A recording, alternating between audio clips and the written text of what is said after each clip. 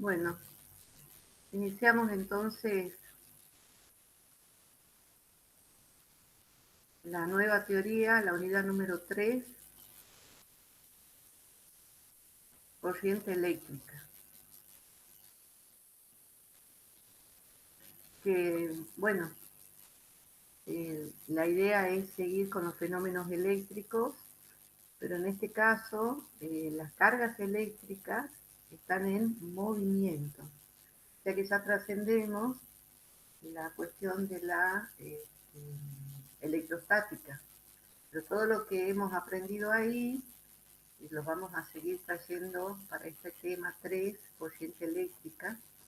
Los contenidos son corriente eléctrica, resistencia eléctrica, fuentes de tensión, ley de Ohm, energía eléctrica y potencia, circuitos de corriente continua, combinación de resistencia e instrumentos de medición eléctrica. Entonces la otra pregunta que nos podemos hacer es que esto tiene que ver con la carrera de geología y tiene aplicación. Entonces aquí encontré en internet que las propiedades eléctricas asociadas con las rocas, cuáles son esas propiedades que a ustedes les interesan para analizar o estudiar rocas. Entonces, eh, este artículo dice que los métodos eléctricos se basan en 3 fenómenos y propiedades asociadas con rocas. O sea que ustedes tienen en geología, en el ejercicio de su profesión, métodos geológicos basados en la cuestión eléctrica, en el fenómeno eléctrico. ¿Cuáles son esos fenómenos y cuáles son esas propiedades que tienen que ver con las rocas? La primera es la resistividad. Ese es uno de los temas, como ustedes habrán escuchado recién, que vamos a estudiar. El otro, la otra propiedad o el otro tema de interés es la actividad electroquímica. Eso lo ven en química. Y después tienen la constante dieléctrica. Eso ya lo estudiamos, ¿sí?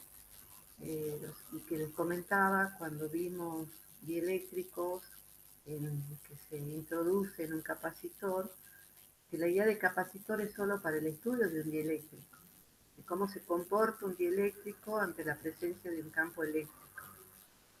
Y de ahí lo más importante es la constante dieléctrica, K.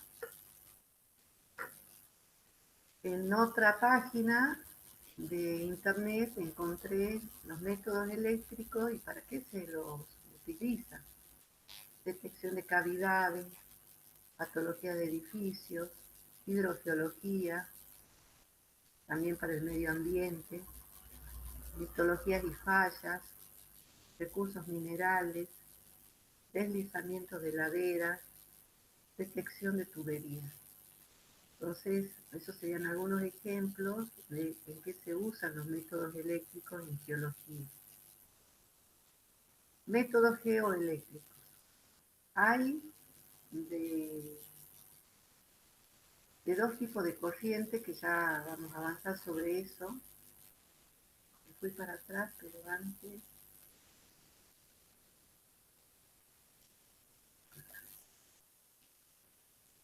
Tenemos corrientes eléctricas de tipo continuo y de tipo alterno. Nosotros vamos a estudiar solo la continua. Y, y bueno, tiene que ver con métodos que son de tipo natural o artificial. Aquí tenemos los potenciales espontáneos. Aquí tenemos corrientes telúricas, magnetotelúricas, y aquí las artificiales, donde se construyen los equipos y van al campo y estudian, equipotenciales, resistividades, polarización inducida, y para la corriente alterna, inclinación de campo, y bueno, y hay polarización inducida también. O sea que hay métodos bastante interesantes que ustedes utilizan a lo largo de su carrera. Y obviamente cuando también depende del área a la que se vayan a dedicar cuando sean profesionales. Bueno, entonces, ¿qué es la corriente eléctrica?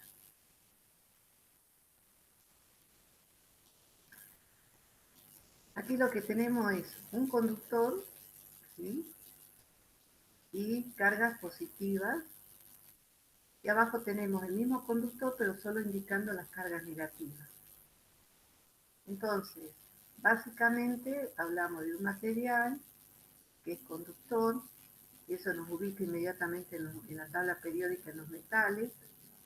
Habíamos dicho que la condición de un conductor es que tienen electrones en las últimas capas que están menos ligados, o las fuerzas con las que el núcleo los atrae está debilitado por la distancia que hay entre el núcleo y la carga eléctrica, los electrones, ¿no es cierto?, que están alrededor en esa última capa. Entonces, ante la presencia de cualquier campo eléctrico externo, inmediatamente esas cargas eléctricas podrían desplazarse. Ocurre que en un conductor las cargas positivas, que son las del núcleo, están fijas, en posiciones permanentes, si no el cable se estaría permanentemente cambiando de forma. Mientras que las que sí se desplazan son las cargas negativas que están abajo. Cuando se estudió el tema de corriente eléctrica, no se sabía muy bien eh, qué era lo que se movía. Los físicos en ese momento pensaron que eran las cargas positivas las que se desplazaban. Entonces, les interesaba la cantidad de cargas eléctricas positivas que se movían.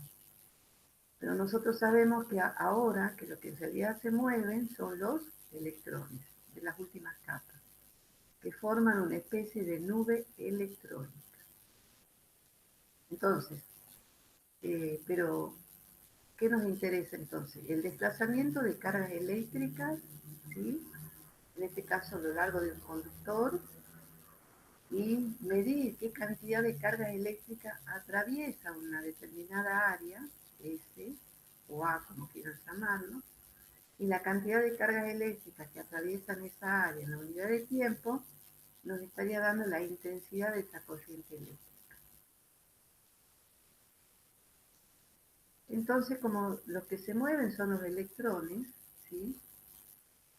Los electrones, fíjense, se mueven hacia la izquierda.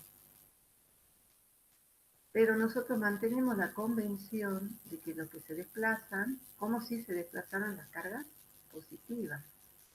Entonces, decimos que la corriente eléctrica son cargas que se desplazan, ¿sí?, ante la presencia de un campo eléctrico externo. Y ese sentido de desplazamiento de las cargas nos daría el sentido de la corriente eléctrica. Como no son las cargas positivas las que se desplazan, sino las cargas negativas, en realidad el flujo de los electrones es en sentido contrario. Pero observen, cada vez que un electrón se corre hacia la izquierda, deja un hueco positivo. Se corre de nuevo hacia la izquierda, deja otro hueco positivo. O sea que en la práctica es como si se moviera la carga positiva hacia la derecha, y lo que realmente ocurre es que las cargas negativas son las que se mueven a la izquierda. Entonces, este sentido de la corriente eléctrica es un sentido convencional. Lo que ocurre realmente es que las cargas eléctricas se mueven en sentido contrario al que se propone con el sentido convencional de desplazamiento de la corriente eléctrica. Entonces, lo que habíamos dicho es que nos interesa encontrar la cantidad de cargas que atraviesan una determinada superficie en un determinado tiempo. Eso llamamos intensidad de corriente eléctrica. La podemos representar con esta letra I minúscula o una I mayúscula. Aquí va el diferencial de carga, que nos está diciendo cuántas cargas son las que cruzan esa área, dividido el diferencial de tiempo. Esta definición es análoga a la de caudal que vimos en fluidos en física 1. Y ahí nos interesaba la cantidad de fluido que atravesaba en la unidad de tiempo. Aquí nos interesa la cantidad de carga que atraviesa una superficie en la unidad de tiempo. ¿Qué unidades tenemos? Arriba, Coulomb, abajo segundo. Esto recibe el nombre de ampere y se simboliza con la letra A. Ampere es un físico que estudió, toda la cuestión de la corriente eléctrica.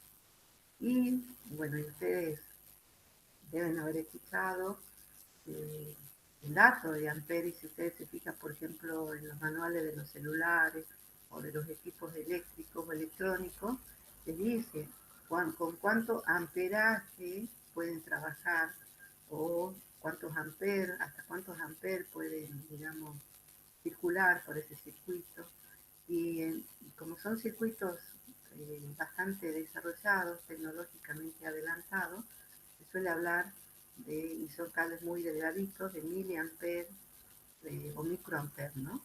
La cantidad de, o la intensidad de corriente eléctrica que atraviesa un determinado conductor, y si esos conductores están cerrados, ya que se cumple todo un ciclo, una trayectoria cerrada, ya vamos a estudiar un poco más, a eso se lo llama circuito eléctrico.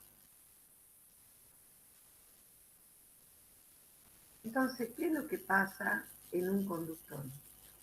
Si no hay campo eléctrico, esas cargas quedan ahí quietitas, o sea que no logran un desplazamiento en el conductor. Si se están moviendo, y aquí tenemos una representación, pongamos que aquí, en la posición P1 de ese conductor, el electrón se está moviendo.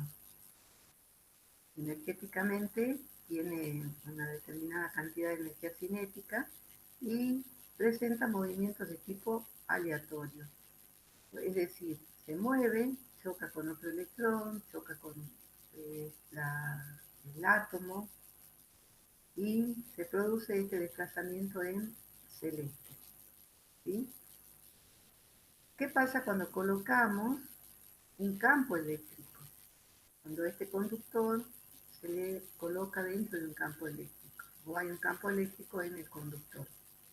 Inmediatamente sobre esta carga, en este caso negativa, que son las que se pueden mover, aparece una fuerza electrostática y esa fuerza es Q por el campo, y eso hace que esa carga eléctrica comience a moverse, a desplazarse.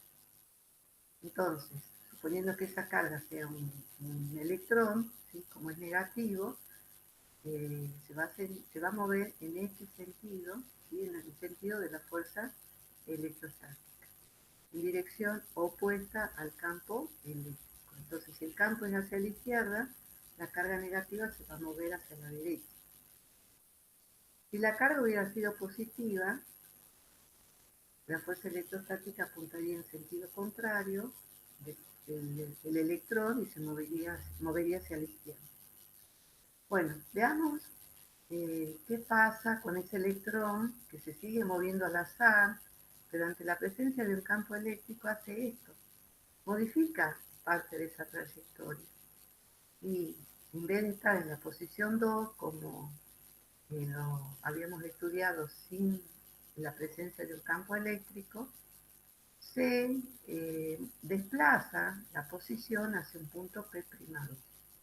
Entonces, digamos, si valoramos el desplazamiento neto que tiene el electrón o la presencia de un campo eléctrico, es que hay un desplazamiento.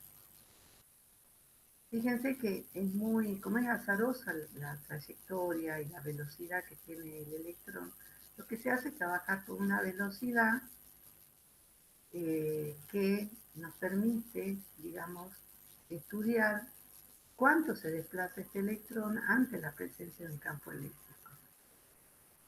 Entonces, podemos multiplicar esta velocidad simbolizada con v sub d por delta t, y esto nos da la trayectoria o el desplazamiento que va teniendo el electrón.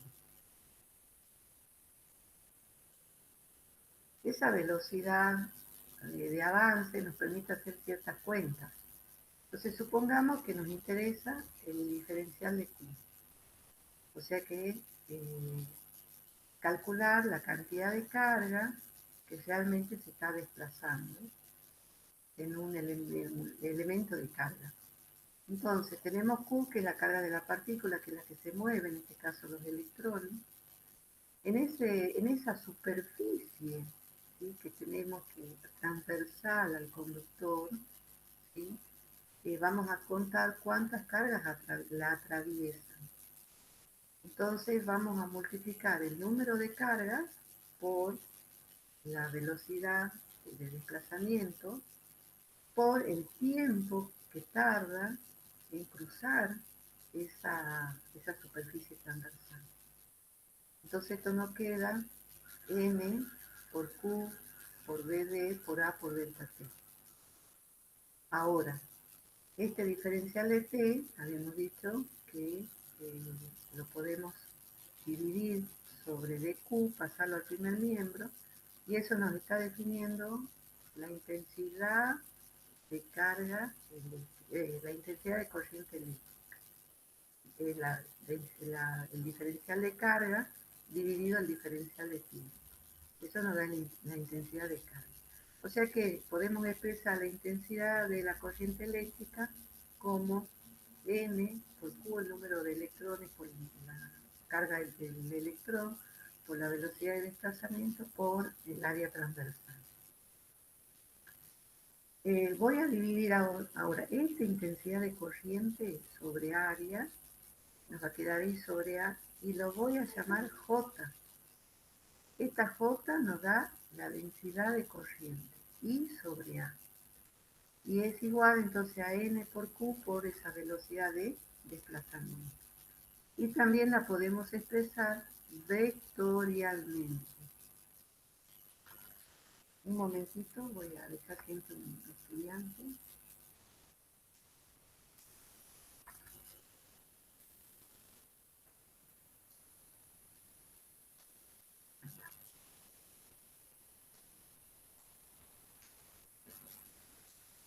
Bueno, entonces tenemos aquí la cantidad de carga que atraviesa una determinada área.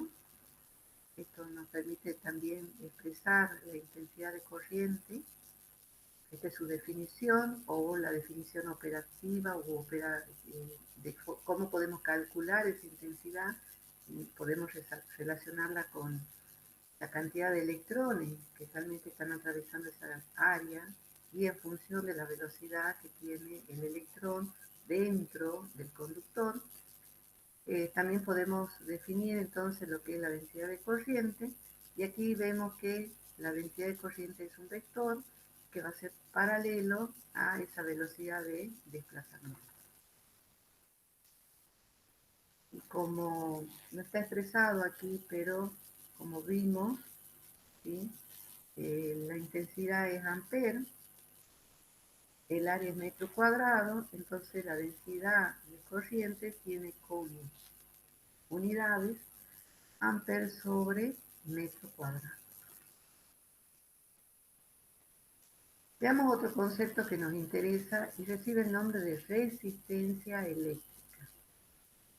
Esta resistencia eléctrica tiene que ver con la facilidad o la dificultad que puede presentar un material para dejar que circulen las cargas eléctricas. En el primer caso tenemos conductores donde las cargas se pueden mover, observen, sin mayores dificultades. Hay dificultades, pero bueno, se puede mover bastante bien, digamos. Ya vamos a estudiar un poquito más. Después hay otros materiales que reciben el nombre de semiconductores y ellos presentan mayor dificultad para el desplazamiento de las cargas eléctricas. Y finalmente están los materiales aislantes que por su estructura no dejan circular las cargas eléctricas. Entonces, una resistencia eléctrica tiene que ver entonces con esa dificultad que presentan ciertos materiales al paso de la corriente eléctrica o de las cargas eléctricas. Entonces, por ejemplo, tenemos una plancha que se calienta y evidentemente porque tiene aquí algún elemento que hace que tenga dificultades en pasar la carga eléctrica, y eso hace que al chocar con otros electrones, al chocar con átomos, al friccionar, digamos, con la estructura atómica de ese material, comienza a disipar esa energía cinética en forma de calor. Entonces lo que tenemos es el fundamento de una plancha eléctrica. Aquí tenemos una resistencia eléctrica también que nos permite calentar el agua, por ejemplo, porque va disipando esa energía en forma de calor. Y aquí tenemos conductores, ¿sí?, que a pesar de su gran longitud permiten la circulación de corriente eléctrica. En este caso estaríamos dentro de estos materiales, los conductores. Pero, bueno, aquí tenemos el cobre, la plata, el aluminio, pero recuerden que para evitar accidentes lo que se hace obviamente es cubrirlo con material aislante. Y la persona que trabaja eh, con corriente eléctrica, algún técnico electricista o ingenieros eléctricos, o los geólogos cuando van a hacer, digamos, algún ensayo de campo y usan corrientes eléctricas, se suelen poner, primero tienen que usar guantes y después zapatos con una gran base de goma o de un material aislante que les permita cortar de alguna manera su con posible conexión con la Tierra, ¿no? Y formar parte de un circuito eléctrico. Veamos aquí algunos ejemplos de resistividad, ¿sí? Eh, Ahora, ¿por qué la resistividad? Porque tiene que ver con la, la resistencia. Entonces, bueno, supongamos un conductor, ¿sí?, de longitud L, de área transversal A, y que por él está circulando corriente eléctrica. Pero esta circulación es dificultosa. Esa dificultad para circular la vamos a representar de esta manera, como una especie de resorte. Y cuando colocamos esto, decimos que lo que tenemos es una resistencia eléctrica. Deja pasar parte de la corriente, deja pasar, digamos, corriente eléctrica, pero no con la facilidad de un conductor, ¿sí? ¿Cómo medimos esta resistencia eléctrica? Y la vamos a medir con un instrumento que la vamos a estudiar al final de esta unidad, pero vamos a definirla de la siguiente manera y la vamos a simbolizar con la letra R. Y vamos a decir que esta resistencia eléctrica R es proporcional a la longitud del conductor, en este caso, o del cable, que tiene esta resistencia R. Lo que decimos es esto, que a mayor longitud, mayor resistencia eléctrica. Dividido la superficie o el área transversal. ¿Por qué? Porque a mayor área disminuye la resistencia eléctrica.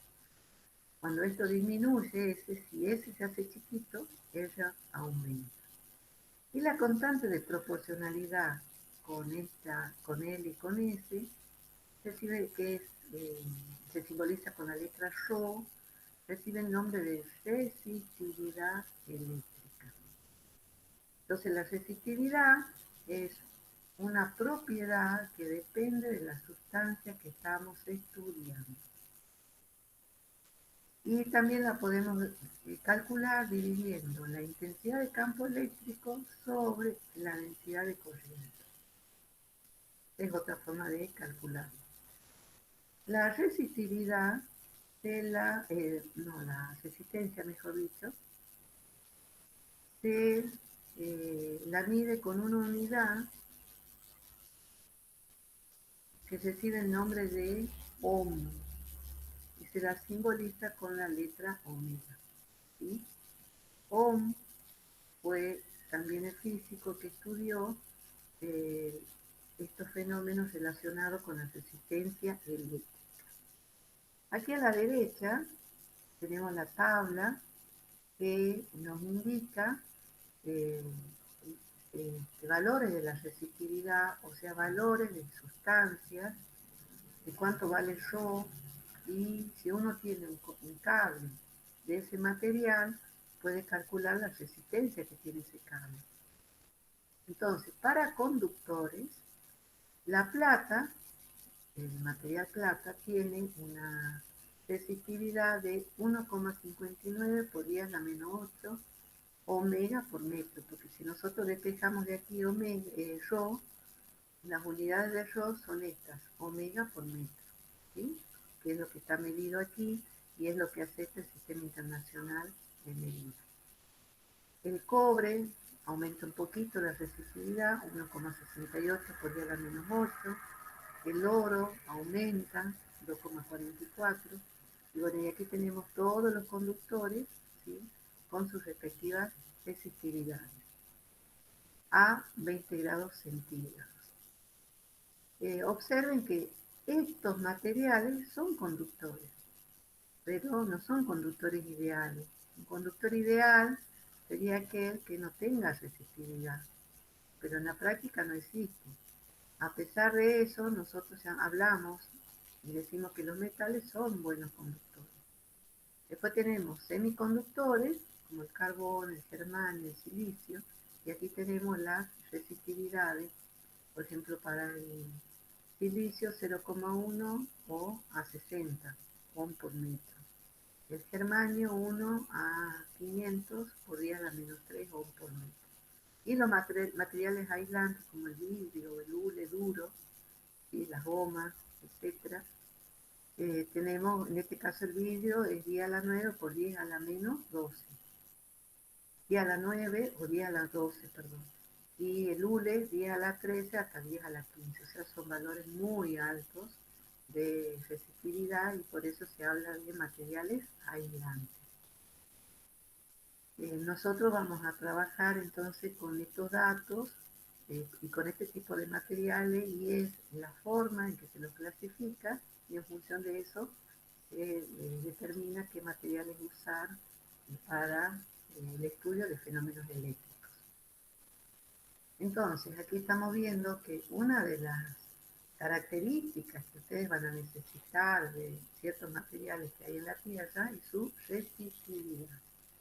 Entonces, la resistividad es una propiedad de la sustancia y si, por ejemplo, nosotros tenemos este conductor de cobre, entonces vamos a elegir esta resistividad a 20 grados centígrados, vamos a multiplicar por la longitud de ese alambre o de ese cable, dividido su área transversal y eso nos va a dar la resistencia eléctrica que tiene ese material.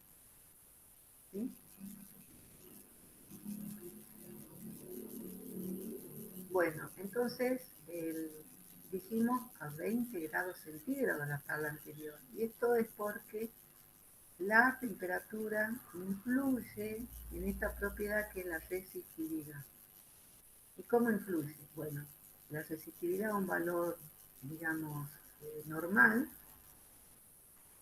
multiplicado por 1 más alfa y por la variación de temperatura, en este caso temperatura absoluta, nos permite determinar, así como en el fenómeno de dilatación, cómo cambia la resistividad en función de la temperatura. Y alfa, bueno, es el coeficiente, ¿sí? Y aquí tenemos los datos del coeficiente para el aluminio, 0,0039 grados centígrados a la menos 1. El plomo, por ejemplo, 0,0043 también grados centígrados a la menos 1. Entonces uno utiliza estos coeficientes y sabiendo las temperaturas que tenemos podemos calcular la resistividad de esa sustancia en función de la temperatura. O sea que no son valores constantes. ¿Sí? Y bueno, ¿y por qué será que cambia? Fíjense que se aumenta la temperatura, como esto es positivo, la resistividad aumenta. Y eso tiene que ver porque, imagínense, el medio material, al aumentar la temperatura, comienza a moverse de forma más azarosa, digamos, porque tiene más energía cinética las cargas. Eso significa que van a chocar más y que va a haber mayor dificultad a la circulación de cargas eléctricas. Entonces, aumenta la temperatura, aumenta la resistividad. Veamos una representación esquemática de los distintos materiales. Este sería un conductor, ¿sí?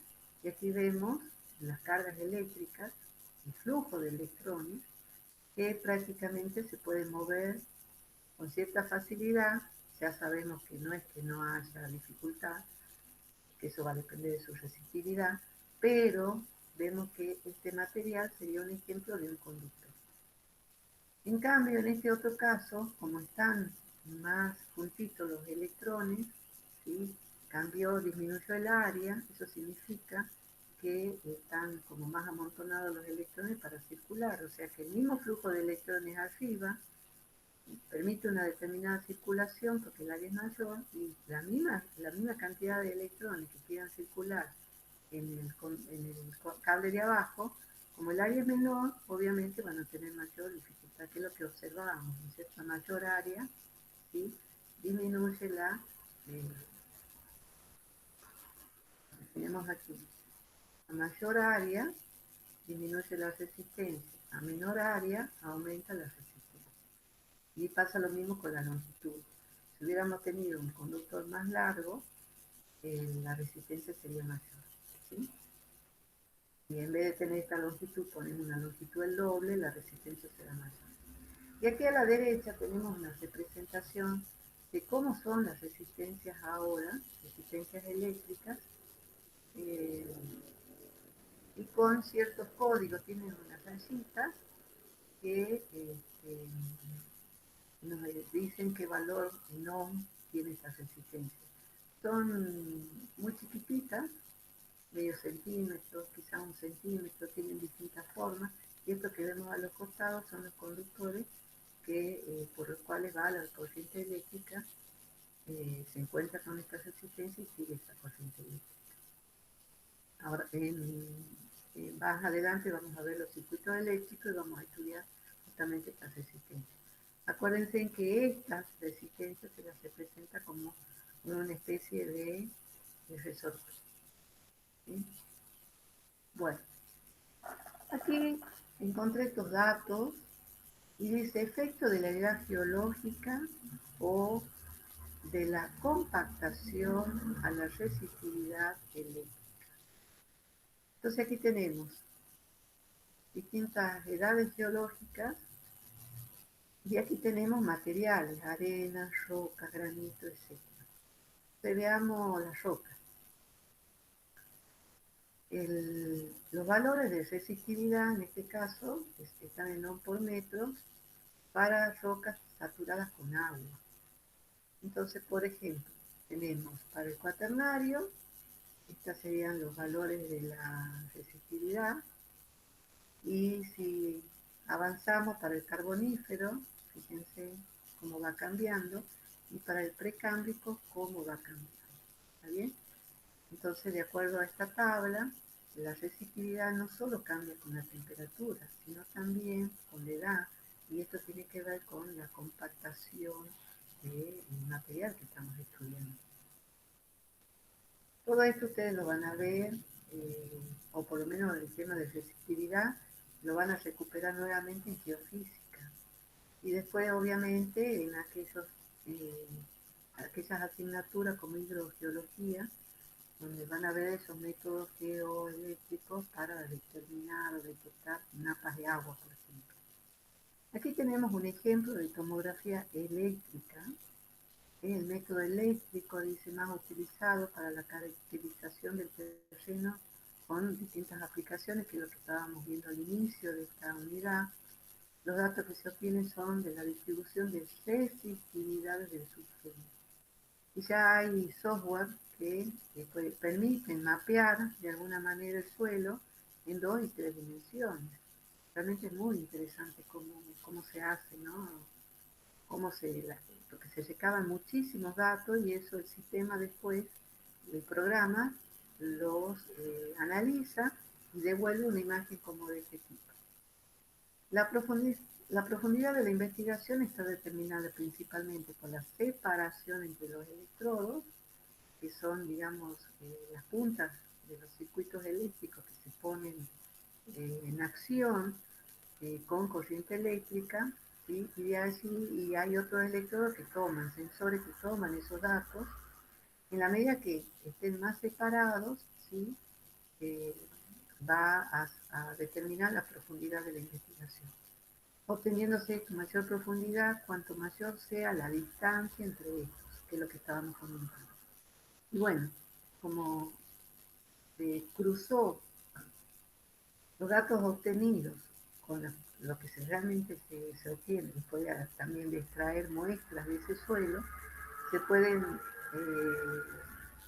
programar, o se hizo programas o software que nos devuelven estos perfiles y donde uno puede encontrar, ¿sí?, distintos tipos de materiales y de hacer alguna clasificación con, digamos, de tipo geológico, evidentemente. Bueno, todo esto lo van a ver seguramente ustedes más adelante. Me pareció muy interesante porque he llegado a ver este tipo de imágenes, son increíbles, muy, muy buenas, tienen un poder de definición muy bueno. Bueno, y aquí están los códigos de los resistores o de las resistencias que les comentaba. No se ve muy bien aquí las palabras, pero por cada color hay una interpretación. Por ahí a ustedes les hace falta avanzar sobre eso. Hay, digamos, hay tablas que nos van diciendo por cada color que hay que multiplicar por 10, por 100 y qué valor de la resistencia tenemos, ¿sí? Bueno, para seguir avanzando, tenemos ahora la ley de Ohm. Este es el señor que le dio el nombre a la unidad de la resistencia. Aquí tenemos una pila, 1,5 voltios entre sus bornes, o entre sus extremos, un borne positivo y un borne negativo. Podemos conectar con un conductor una resistencia eléctrica. Y se acuerdan que veíamos los cablecitos que salen de la resistencia. Bueno, esos cables se los conecta a la pila. Eso es si queremos colocar una resistencia. Esta resistencia puede ser también un foco, y lo que vemos nosotros es que cuando nos conectamos los dos extremos de la pila, los conductores a los dos extremos, ese foco se puede encender o prender.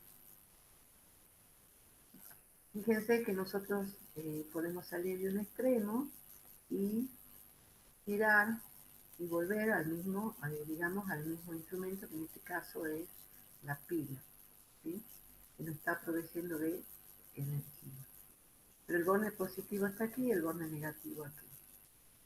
Entonces, en este sentido girarían las cargas eléctricas negativas, pero nosotros sabemos que las cargas positivas giran en sentido contrario. Entonces, la intensidad de corriente eléctrica en la práctica realmente giran como lo que está dibujado ahí, pero convencionalmente, no, voy a dibujar con otro color, bueno, rojo. Convencionalmente la corriente sale del borne positivo y hace todo el circuito y vuelve al borne negativo. Esta corriente llega aquí al resistor o a la resistencia, atraviesa la resistencia y sigue de largo. Y sigue con el mismo valor. La intensidad de corriente, suponiendo que esta pila mantiene su voltaje, que es de 1,5 volts, mientras lo mantenga, la intensidad de corriente para esta resistencia va a ser exactamente la misma a lo largo de todo el conductor. Por eso es que recibe el nombre de circuito de corriente continua, porque en este caso la corriente, la intensidad de corriente tiene el mismo valor a lo largo de todo el circuito. No es que después de pasar la resistencia cambia de valor, no. Cuando sale de aquí la intensidad de corriente, ya sale con un valor fijo, y eso es lo que estudió Ohm, y ese valor se mantiene a lo largo de todo el circuito. Lo de arriba lo podemos esquematizar de esta manera, como lo vemos. Entonces tenemos borne positivo, borne negativo. Esto es Podemos hacer así, inclusive lo podemos, si nosotros hacemos una curvita aquí, estaremos hablando de un generador eléctrico y de corriente alterna. Y dijimos que eso no lo vamos a tratar. Esta fuente de voltaje o de tensión la vamos a representar con dos rayitas, una grande, ¿sí?, y otra chiquita. Lo voy a borrar porque me salió muy derecho. Bueno, no se quiere borrar. Bueno, lo dejamos así. Ahí se borró. Entonces tenemos en el borne positivo una raya grande y el borne negativo una raya chiquita. Y eso unido al cable del circuito. Con digamos, con este símbolo estamos representando aquí el borne positivo y aquí el borne negativo. Que en realidad lo que estamos diciendo es que este borne positivo tiene 1,5 volts y este borne negativo tiene 0 volts. Entonces la diferencia, el delta de V entre esta cara y esta otra, entre este borne y el otro, es de 1,5 volts. Sale la corriente por el circuito, circula por la resistencia, sale de la resistencia con el mismo valor y ese valor llega aquí a la pila. De manera que nosotros tenemos toda la circulación de la misma intensidad de corriente. Mientras esta pila siempre mantenga su misma diferencia de tensión o de voltaje, vamos a tener una intensidad de corriente continua. Entonces, ¿qué encontró Ohm? Él, en un sistema de ejes coordenados, representó la intensidad de corriente y el voltaje. Entonces observó que hay una relación de proporcionalidad directa, por eso es que hay una recta que gráfica la relación funcional entre la intensidad de corriente y el voltaje, y de esa manera expresó matemáticamente que el voltaje es igual a la intensidad de corriente por la resistencia. O sea que la relación de proporción entre el voltaje y la intensidad de corriente es la resistencia. La resistencia es sería la pendiente o la proporción entre I y B. Si despejamos I, nos queda B sobre R, y si despejamos la resistencia, nos queda B sobre R. ¿Sí? Entonces, amper por ohm nos da volt. Volt sobre ohm nos da amper, y volt sobre amper nos da ohm. ¿Está bien? Entonces, a los materiales que cumplen con esta proporción los llamamos materiales ómicos. Hay otros materiales que no los cumplen, decimos que son no ómicos. Aquí tenemos un resistor o resistencia, la relación entre I y B, la pendiente es 1 sobre R, ¿sí? O sea, si no cambiamos el circuito, R siempre sigue siendo la misma, B sigue siendo la pila, si nosotros cambiamos la pila, se va a modificar la intensidad de corriente. Mientras mantengamos la misma resistencia, la relación es una proporción. Y hay otros, por ejemplo el diodo, no vamos a estudiar qué es un diodo, pero es un material semiconductor, es un material, una especie de resistencia no óhmica, de manera que, fíjense la relación que hay entre la intensidad y el voltaje. O sea, no es una relación lineal. Entonces estos serían ejemplos de materiales no óhmicos. Hablamos de una pila, ¿sí?, que nos está entregando, si medimos entre sus bornes, hay una diferencia de potencial, voltaje, y nos acordamos que el voltaje, ¿sí?, delta de B es la variación de la energía potencial electrostática por unidad de carga. Y esto es el trabajo electrostático, trabajo contra el campo electrostático dividido la carga. Lo que nosotros decimos es que por unidad de carga estamos haciendo un trabajo para que se desplace esa carga. Lo que está haciendo esta pila es justamente proveer de energía a esos electrones para que circulen por el circuito. Aquí está representada la carga positiva en este sentido, pero si tomamos la carga negativa nos acordamos que la circulación es en sentido contrario. Entonces, lo que hace la pila es proveer de energía a las cargas para que se produzca este sentido de la corriente eléctrica. Entonces, supongamos que decimos que por aquí vienen las cargas positivas, llegan a esta posición, pero de aquí a aquí, ¿quién la mueve? ¿Quién hace que esta carga aparezca en este lugar para que comience de nuevo la circulación de esta carga?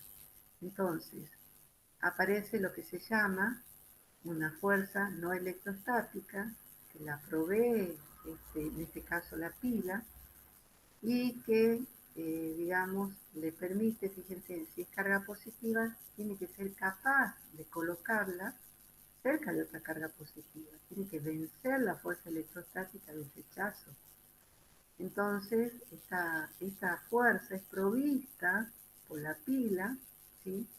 Y aquel circuito o equipo que permite que la carga positiva salte al otro borde y comience a circular, recibe el nombre de fuerza electromotriz o FEM, ¿sí? Entonces, la FEM es digamos, el equipo o el instrumento que nos permite hacer que la carga comience a circular, ¿sí? Y para eso necesitamos vencer esa fuerza electrostática, entonces es lo que nos provee el trabajo necesario para que esta carga positiva que estaba en B vaya y comience a circular en el circuito. ¿Está bien? Entonces esa fuerza electromotriz se la llama fuerza electromotriz. Los libros dicen que no es un nombre muy feliz porque en realidad esa fuerza electromotriz FEM, ¿sí? Como es el trabajo por unidad de carga, para que una carga pase de la posición B a la posición A, se mide en volts. ¿Bien? O sea que nos provee de energía por unidad de carga suficiente para que aparezca en A y comience a circular. Esa es la clave, digamos. Si no estuviera esto, no tendríamos cómo levantar esta carga a esta posición y volver a tener la circulación de esta carga.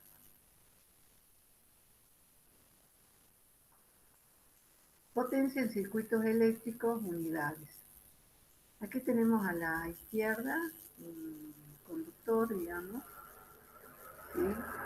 Entre los extremos de este conductor hay una diferencia de 120 voltios. Podríamos poner 220 voltios, eso depende de en qué ciudad estamos, en qué país estamos y qué, digamos, qué voltaje dejamos que ingrese al domicilio, ¿no? Supongamos que tenemos 120 voltios y aquí tenemos enchufado una secadora de pelo, un equipo de música, un estéreo, un calefactor y un foquito, ¿sí? Entonces, la pregunta es si podemos evaluar la cantidad de energía que se utiliza para sostener todo este equipamiento y otros equipos, ¿no? Entonces, para eso vamos a definir la potencia como la cantidad de energía por unidad de tiempo que provee, en este caso, la red eléctrica y externa, y que es la que ingresa a nuestro domicilio o a la fábrica o a la industria que estamos considerando. Entonces, la potencia que provee esa compañía eléctrica la podemos medir como el diferencial de la energía potencial eléctrica respecto del tiempo, o sea, el trabajo por unidad de tiempo, que es lo que estuvimos viendo recién. Este trabajo lo podemos expresar como diferencial de U electrostática, y este diferencial de U lo vamos a poder calcular como dQ por B, es lo que vimos recién también. O sea, nos acordamos eh, que B, ¿sí?, es du sobre Q. Por lo tanto, bueno, si aquí tenemos un diferencial de Q, entonces lo que vamos a tener que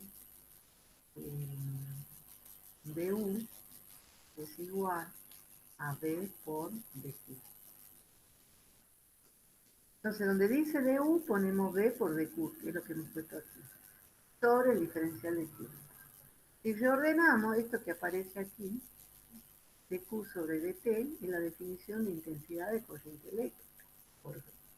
Entonces, la potencia que provee una red eléctrica por la cual circula una intensidad de corriente y hay una diferencia de potencial B, es I por B. Es amper, ¿sí? Fíjense, es la unidad de potencia, que es la unidad de intensidad, que es amper, por volt, que es volt, ¿no? Y esto nos tiene que dar la unidad de potencia. ¿Y eso qué es? El watt. Amper por volt nos da watt. Entonces, cuando nosotros miramos, por ejemplo, una secadora de pelo, un secador de pelo, secadora de pelo, dice 1200 watts. Un estéreo, 350 watts. Un calentador, 1800 watts. Una bombilla, 100 watts. Entonces, la potencia es la cantidad de energía que estamos usando para hacer funcionar todos estos equipos por unidad de tiempo. Y eso es lo que se cobra, digamos, pero no se cobra la potencia transmitida. Se cobra la energía que nosotros usamos de esa red y que tomamos de esa red eléctrica. Si nosotros nos fijamos en la boleta de luz, vemos que viene en energía, en potencia por hora, digamos. Entonces, si nosotros multiplicamos watts por hora, y nos podemos sacar de aquí, fíjense, si nosotros de U nos queda potencia por diferencial de T, esto es energía, es watts por hora. Esto es lo que nos cobra la empresa eléctrica que nos provee de esa energía eléctrica. Es decir, nosotros estamos pagando por la cantidad de energía que usamos para hacer funcionar todos estos equipos. Entonces sería interesante, por ejemplo, calcular cuánto consumimos de energía con el calentador o cuánto consumimos de energía con la secadora. Y hay veces que bueno, aquí dice que hay un fusible o disyuntor, una llave térmica, últimamente lo que se usa es llave térmica. Entonces, cuando colocamos todos estos instrumentos, comienza a circular obviamente corriente eléctrica, ¿sí? Y el voltaje son los 120 volts. Llega un momento en que necesitamos tal cantidad de energía y circula una corriente para proveer, digamos, de la energía suficiente a todos estos equipos. Y bueno, si es mucha la energía consumida, los cables no tienen el área suficiente, hay mucha resistencia, aquí hay mucha resistencia, entonces comienza un calentamiento de los cables y esto se corta. ¿Sí? ¿Por qué? Porque está exigido el sistema por la cantidad de amperaje que circula por el circuito.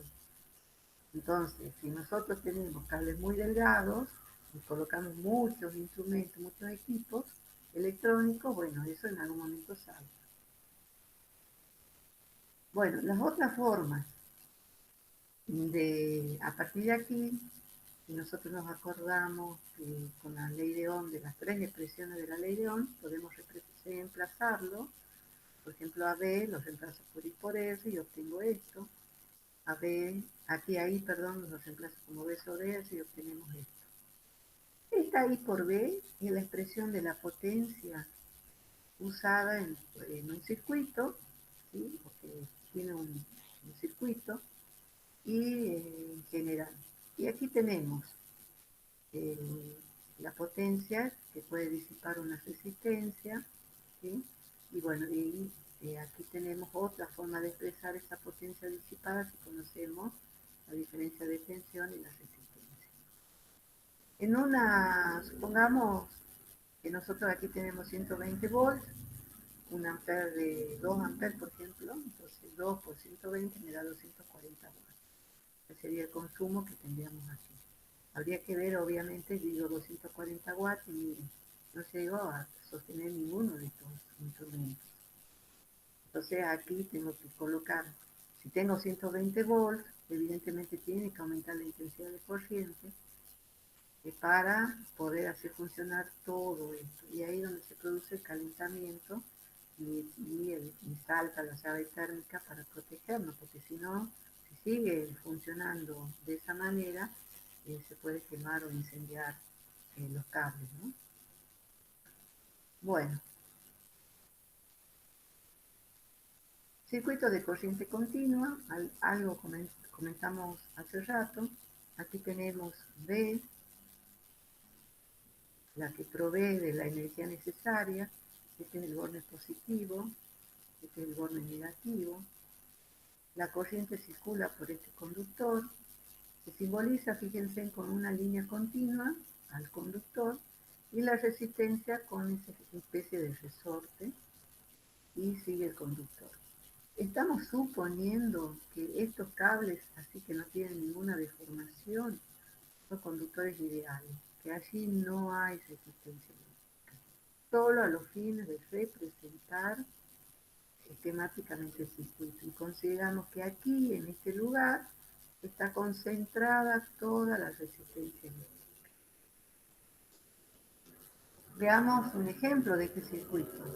Tenemos la lamparita, el foquito, conectado, en este caso una pila, y como está cerrado el circuito, circula la corriente eléctrica, sale de la carga positiva, la carga la corriente en sentido oficial, digamos, sentido convencional, y entra la carga negativa. Entonces aquí tenemos el sentido de la corriente eléctrica.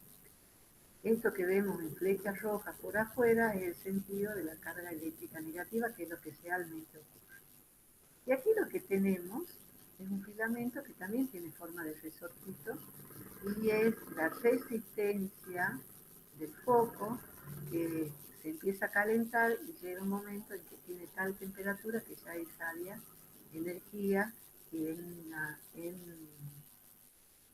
el intervalo de luz, ondas electromagnéticas en el intervalo de luz. O sea que ahí empieza a radiar energía y en este intervalo de luz lo que nos permite iluminar una luz. Aquí tenemos formas de representar la bombilla, la pila, los cables, ¿sí? O sea que fíjense en la práctica son cables con, bueno, en este caso con unas llavecitas que se llaman cocodrilo o con una especie de punta que puede ensartar, entrar en una boca, entonces ahí se produce la conexión. Y representamos los cables con estas rayas delgaditas. Nosotros podemos combinar las resistencias igual que los capacitores de distintas formas. Entonces, el tema que estamos por ver es combinación de resistencias. Obviamente, resistencias eléctricas. Tenemos la pila, que la representamos con un borne positivo y un borne negativo. Los cables que conectan con los foquitos, que hacen de resistencia eléctrica. Entonces, cada una de esas resistencias las representamos con R1, R2 y R3.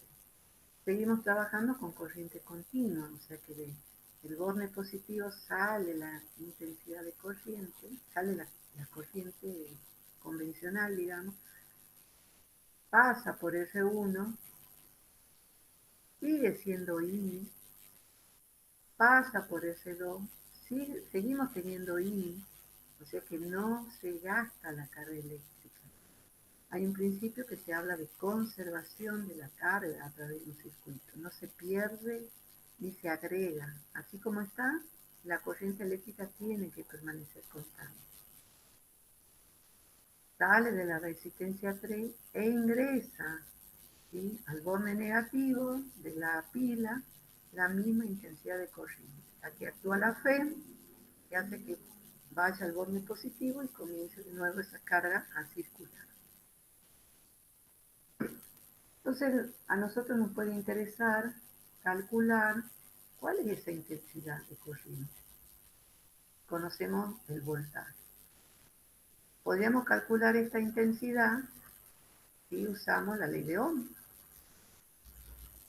Despejamos despejamos I y podríamos calcular esa intensidad. Pero el problema es que aquí tenemos 3 resistencias eléctricas, no una. Fuera un circuito simple con una sola resistencia como las que estuvimos viendo, despejamos I directamente y calculamos. Pero en este caso tenemos 3 resistencias eléctricas. Entonces para eso vamos a tener que acudir a encontrar un sistema equivalente, ¿sí? Ese sistema equivalente tiene que ser tal que nos permita calcular un valor de esa resistencia equivalente para aplicar la ley de Ohm. Entonces, todo este circuito que vemos con 3 resistencias, el efecto que produce es el mismo que produce este otro circuito. Y eso significa que por ese circuito que está reemplazando esto, o sea, estos dos circuitos son equivalentes, por este conductor va a circular la misma intensidad de corriente I. Va a llegar aquí a esta resistencia equivalente, va a salir la misma corriente y va a llegar aquí la misma corriente eléctrica, la misma intensidad de corriente eléctrica. Pero este circuito es más simple, o sea, aquí yo puedo aplicar V igual a I sobre S, V sobre S nos va a permitir calcular I. Pero esta ya sería la resistencia equivalente. Aquí la resistencia equivalente. ¿Está bien? Entonces, tenemos que abocarnos a cómo calculamos esa resistencia equivalente. Lo que vamos a hacer es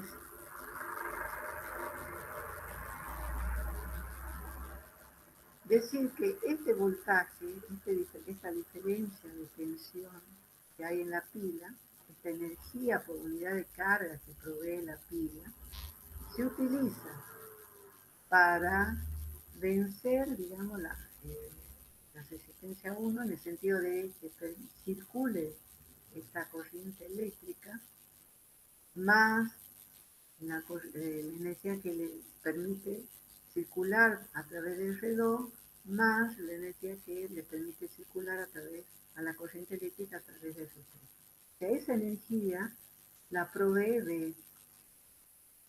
Entonces yo voy a, por ejemplo, aquí, entre este punto y este otro, voy a medir la tensión B1 y esta B1 va a ser la I por la R1. Aquí voy a medir, una vez que conozca I, por supuesto, ¿no? De un extremo a otro, vamos a medir B2 para R2 y aquí nos interesa medir, se dice, la caída de tensión. Este es B, ¿no? B3. Entonces, entre este punto y este otro hay un B1. Entre este punto y este otro hay un B2. Entre este punto y este hay un B3 que lo podemos medir con un voltímetro. ¿Está? Esta caída de tensión, porque fíjense que vamos de más a menos, toda la energía que le provee esta pila se utiliza entonces para atravesar R1, R2 y R3. O sea que B va a ser igual a B1 más B2 más B3. ¿Está bien? De aquí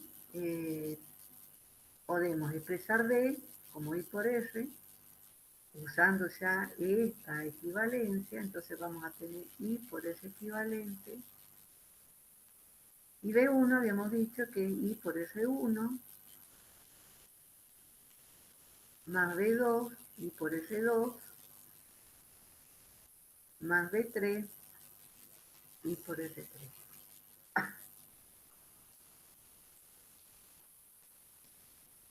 Si observamos primer miembro y segundo miembro, se repite la intensidad de corriente, la podemos sacar como factor común, simplificamos y concluimos que R equivalente es igual a S1 a S2 a S3. O sea que en cualquier circuito, independiente de la cantidad de resistencia que tengamos, en un circuito en serie podemos calcular la resistencia equivalente como la suma de las resistencias desde 1 hasta n. ¿Sí? Lo voy a poner arriba por la duda no se ve. Entonces, en un circuito en serie, la resistencia equivalente va a ser la suma de todas las resistencias desde 1 hasta n. Esta sería la expresión, ¿sí? Que es más o menos como se trabajó en capacitores. Entonces, digo más o menos porque ya vamos a ver que su justo es recíproco, digamos, va a cambiar.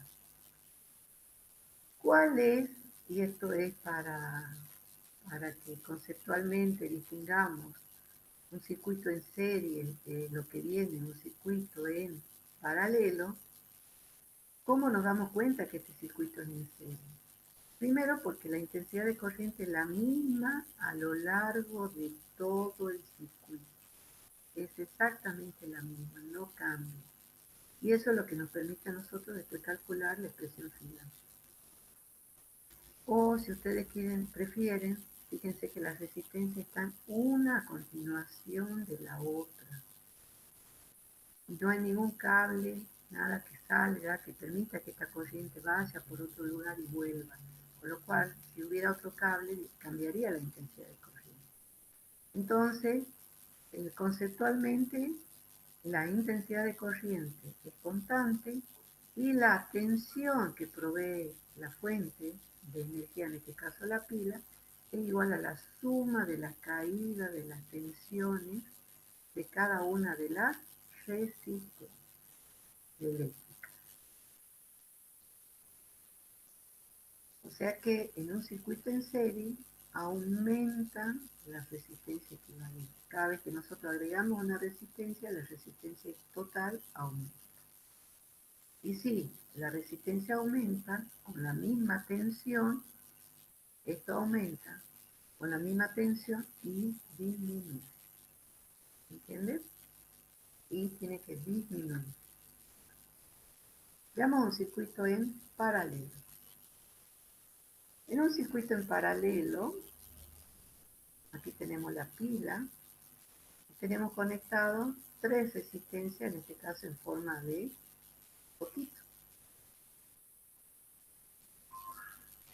Entonces, sale del borne positivo, este es el borne positivo, aquí tenemos el borne negativo. Sale la intensidad de corriente aquí, y cuando llega a este punto, se encuentra con dos cables. Entonces, ¿qué hace la corriente? Se divide en dos, en una y uno, queda una parte, ¿sí? Cuando llega a este lugar, se vuelve a dividir, y aquí queda ya una corriente definitiva que atraviesa la última resistencia, esto será S1, esto será S2, y esto será S3. Circula I3 por esta parte, cuando llega a este punto, se suma R2. ¿Sí? Entonces aquí sale S2, que se suma cuando llega S3. Llegan a este punto, aquí tenemos, perdón, I1. Aquí tenemos I1, aquí tenemos I. ¿Sí? Entonces tenemos I3, no, este sí está bien, S3, aquí va I2, y aquí va I3. Me fui, parece. Bueno, entonces lo voy a poner bien. Este es S3. Entonces aquí tengo la resistencia S3. I3 llega aquí, atraviesa I3 y sigue siendo I3. Aquí viene I3, se suma con I2, llega a este punto, se suma con I1 y ¿quién sale? Sale I. O sea que vuelvo a obtener la corriente de partida. O sea, la corriente de la intensidad de corriente que sale es la misma que vuelve. No se pierde nada en el camino. Pero parte de esas intensidades se va distribuyendo de acuerdo a los circuitos. O sea que en un circuito en paralelo no permanece constante la intensidad de corriente. Pero ahora observen esto.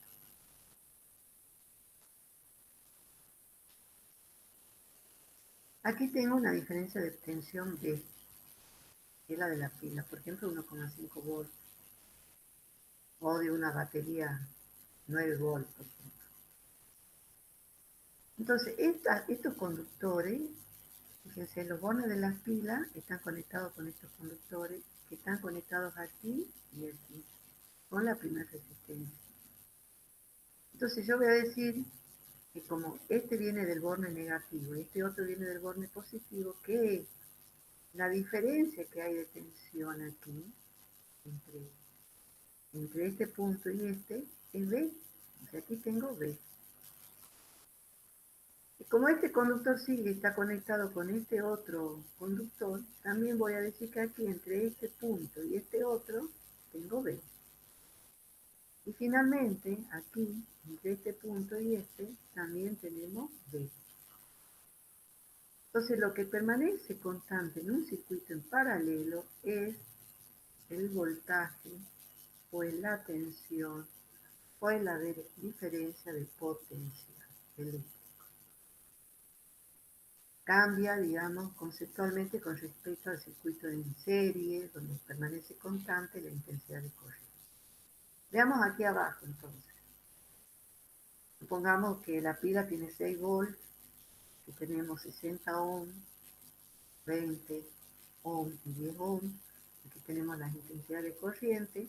Decimos que aquí tenemos la intensidad I, ¿sí?, que sale de la pila, que se distribuye por cada una de las ramas del circuito, y cuando vuelven a juntarse todas, vuelve a sumar I.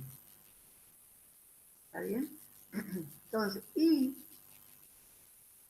hace la suma de I1 más I2 más I3.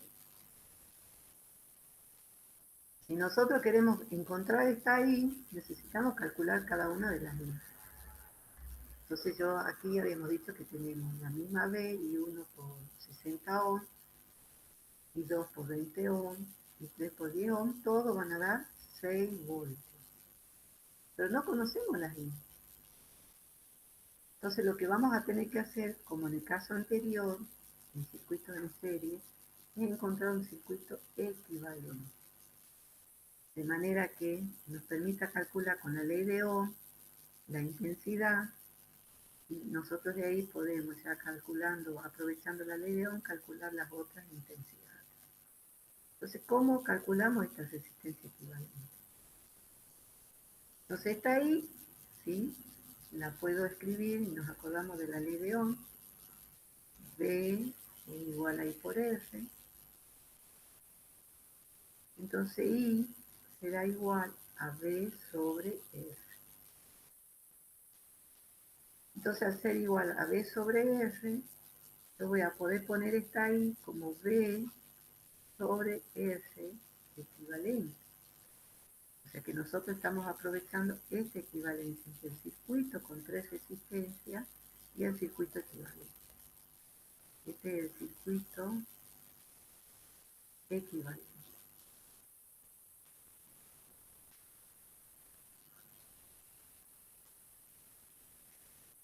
Y ahora sí, para I1 tengo la misma diferencia de potencial en todos, ¿se acuerdan? Entre los extremos de la resistencia. Entonces nos va a quedar I1 va a ser B sobre S1, I2 será B sobre S2, e I3 será B sobre S3. Se repite B, sacamos factor común en el segundo miembro, lo simplificamos con el primer miembro y nos queda esta expresión. 1 sobre S equivalente igual a 1 sobre S1 más 1 sobre S2 más 1 sobre S3. O sea que para escribirlo voy a cambiar de color para que se distinga. Nosotros tenemos que 1 sobre la resistencia equivalente es igual a la sumatoria de las recíprocas de las inversas. Hasta n, voy a poner aquí. Entonces la forma de calcular la resistencia equivalente para un circuito en paralelo es sumar 1 sobre cada una de las resistencias. Y obviamente después hay que despejar la resistencia equivalente. Entonces, acuérdense de las expresiones del capacitor, que son similares, nada más que están cambiados los. Esto es para el circuito el capacitor en serie y lo de la resistencia en serie es para los capacitores en paralelo. Bueno, entonces ya con esto, conociendo la resistencia equivalente, ¿sí? Yo puedo despejar I, ya conozco la intensidad y bueno, ya podemos encontrar sabiendo, puedo calcular las otras las otras intensidades, ¿sí? Y puedo encontrar todo lo que me pidan. Por ejemplo, me pueden pedir cuál es la potencia que entrega la pila. Entonces, la potencia que entrega la pila será I por B. Entonces, una vez que yo tenga la intensidad de corriente, I puedo multiplicar por 6 y calcular la potencia. ¿Está bien? O, y bueno, también nos pueden, una vez que tengamos esto, nos pueden pedir cuántas son las intensidades para cada caso. Entonces, para una conexión en serie, ¿sí? Se suman los voltajes, las intensidades son todas iguales, hay una sola intensidad, y la resistencia equivalente es la suma de todas las resistencias. En paralelo, la intensidad total, ¿sí? Hay que sumarla, el voltaje es el mismo, y esta sería la expresión para encontrar las resistencias equivalentes. Observen que en la resistencia en serie, el circuito en serie, tenemos que aumenta la resistencia. En cambio, en el paralelo, como está dividido, va disminuyendo. ¿Sí? Entonces eso nos permite definir cómo vamos a hacer la conexión. Si nos conviene, pongamos como vimos hace rato, si conectamos la secadora, el equipo de música, la computadora, todo en serie, lo que vamos haciendo es aumentar la resistencia. En una de esas nos conviene colocar en paralelo. Y eso nos permite, digamos, aprovechar al máximo la energía que nos provee EDESA en este caso. Tenemos en serie Ahí estamos también conectados en serie. Aquí tenemos muchos circuitos, ¿sí? Fíjense cómo todos son equipos electrónicos, ¿sí? Y aquí tenemos también cómo, en este caso, la ciudad eh, está conectada, digamos, le provee la energía, EDESA y la cantidad de conexiones que tenemos. Entonces tenemos circuitos en serie y circuitos en paralelo. ¿Está bien? Y los otros son circuitos en paralelo. Como estos son, todo este equipo electrónico tiene cables muy chiquitos y son muchas digamos, las funciones que cumplen y hay que generar un circuito para cumplir muchas funciones, se suele conectarlos directamente en paralelo para aprovechar al máximo y disminuir la resistencia. Por ejemplo, una computadora después de estar funcionando un rato se calienta, uno pasa la mano, lo toca y se calienta. Lo mismo pasa con los celulares. Entonces, lo que hay que hacer es bajar la resistencia y bueno, se los conectan en paralelo.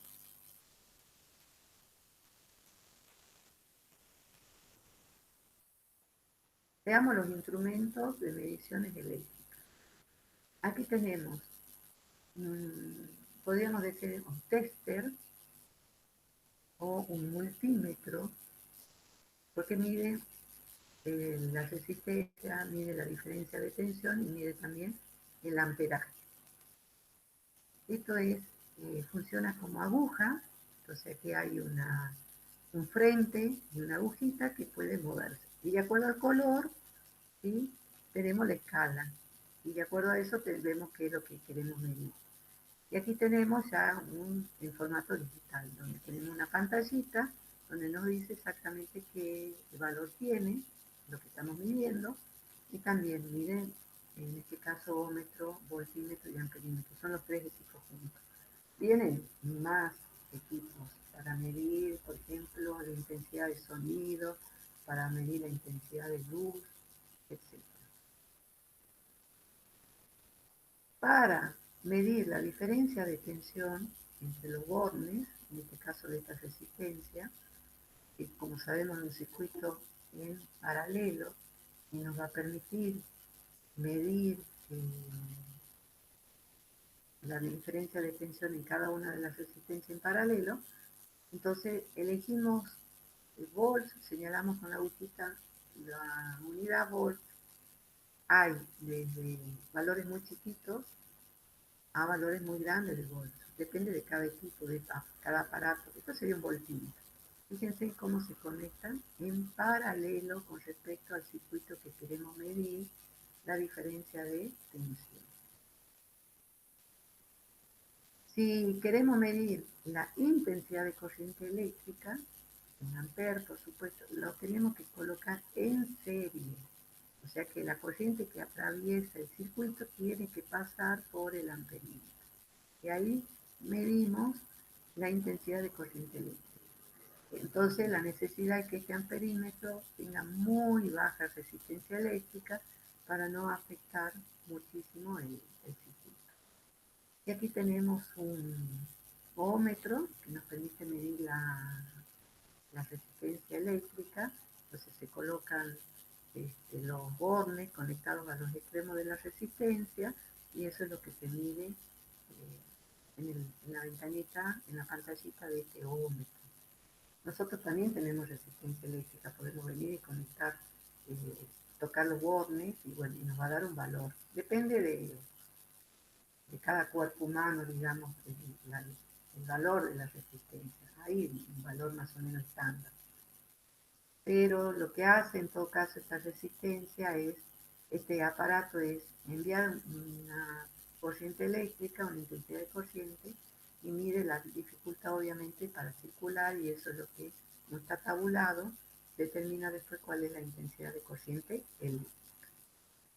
Bueno, con esto terminaríamos la unidad 3 y el libro que utilicé para hacer todo el desarrollo es el CIA Semansky Tomo 2.